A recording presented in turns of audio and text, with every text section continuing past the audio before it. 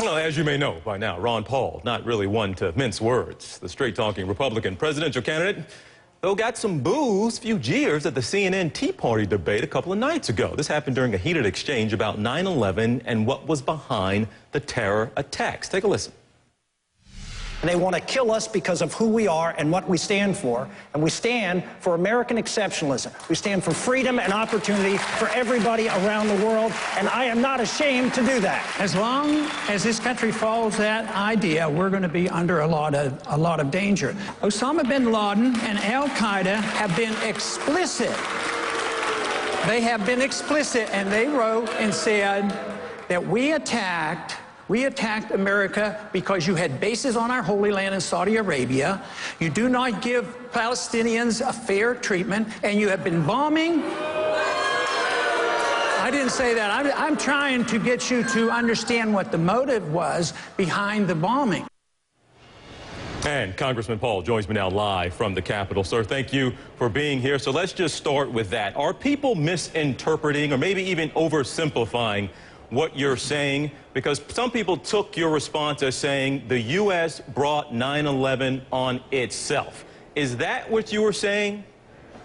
Obviously not, because I'm an American, you're an American, I don't blame you, but I do blame bad policy, and there's quite a bit of difference.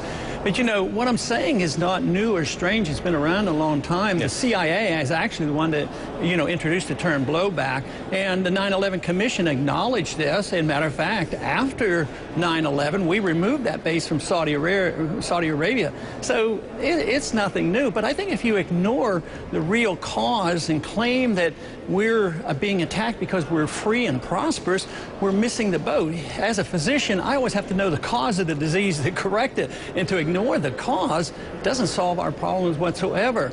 But to turn this around and say that we're exceptional and we have to do this, I think we are exceptional. I just resent and resist the temptation to force our exceptionalism on other people through force. Once you do that, you lose all your credibility as being exceptional. But haven't Al-Qaeda, bin Laden in particular, in a letter he wrote to the United States, he did talk about the Palestinians and how there was a lack of support for them. But he also mentioned America's freedoms and what we're allowed to do. He mentioned, I mean, things like gambling and how women flaunt themselves around. He did mention some of those freedoms and wanted to impose Islam on the rest of the world. So isn't that the freedoms the United States have? Don't you acknowledge that bin Laden himself has also said, this is why we attacked you as well? Well, there's only been a couple of individuals who have studied this. Michael Schur, who was the CIA agent that studied bin Laden more than anybody else, along with Robert Pape, who has investigated in detail every suicide terrorist attack that he could find. And he says 98% of the suicide terrorism attacks against us, the main motivation was occupation, and religious beliefs had nothing to do with it. But we're talking about 9/11. But you don't see suicide terrorists coming out of Iran, and they're radical Islamists, but they do not come from Saudi Arabia, but they come from places that feel abused, and they did. I mean, 14 out of the 19 came from Saudi Arabia because of the bases there and our puppet government there. And the CIA was aware of this, know about it, and for us to just say and be in denial and say it has nothing to do with it, and that they come here because why don't they go after the countries that are freer than us? Why don't they go after Switzerland, or why don't they go after Sweden or Ireland or somebody? No, they don't attack those countries because they're free and prosperous. So it makes no sense, because we have to, in order to justify our policy in the Middle East, Islam has to be the enemy, and I think that's wrong. There are radicals in the Islamic community and the Muslim community, but that is not the sole reasons why we have this problem. Well, I'll leave that topic there. I'll turn to another part of the debate from the other night, and another part where it certainly got the crowd riled up. And this is when our Wolf Blitzer was asking you the question about what you would do, the hypothetical about a 30-year-old who chose not to have medical insurance. Let me get your reaction first, sir, to when Wolf Blitzer asked you. He said, would you just let him die? And several people in the crowd, you could hear some clearly yelling out, yeah, and applauding that, yes, we should let him die. What is your reaction to people in the crowd having that attitude? No, I can't. You know, it's so overly simplified to explain a philosophy on how you take care of people in 30 or 60 seconds.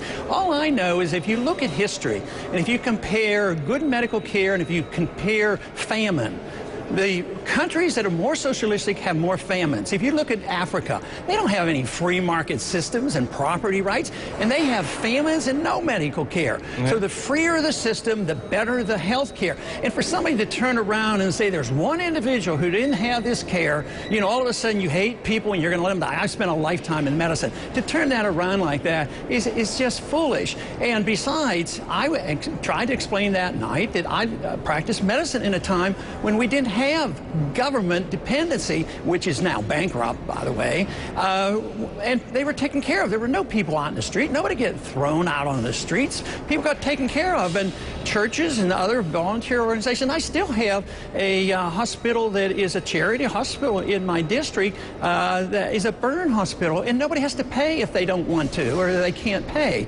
So this whole idea that the world will not provide for people if you don't depend on government. Freedom provides more prosperity and better health care than all the socialism and welfareism in the world. But I guess you hit on it there, sir. Well, who pays? Somebody still has to pay for those folks through charity. Somebody still has to pay for them as a neighbor. If someone makes a conscious decision, I'm not going to take care of myself. So the question I guess certainly Wolf was trying to ask you, is your option just then to let them die? And I was asking you, what was your response, or what is your reaction to the crowd saying, yes, that's what we should do? It doesn't sound like... In my answer, he said something about, you mean you should do nothing and society has no responsibility? I said, no.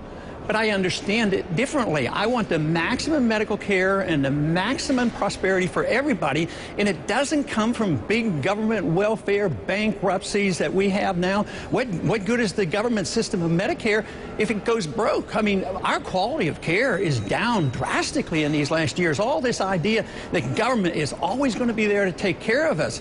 This whole idea of turning it around and saying, oh, you people who believe in freedom, you have no compassion.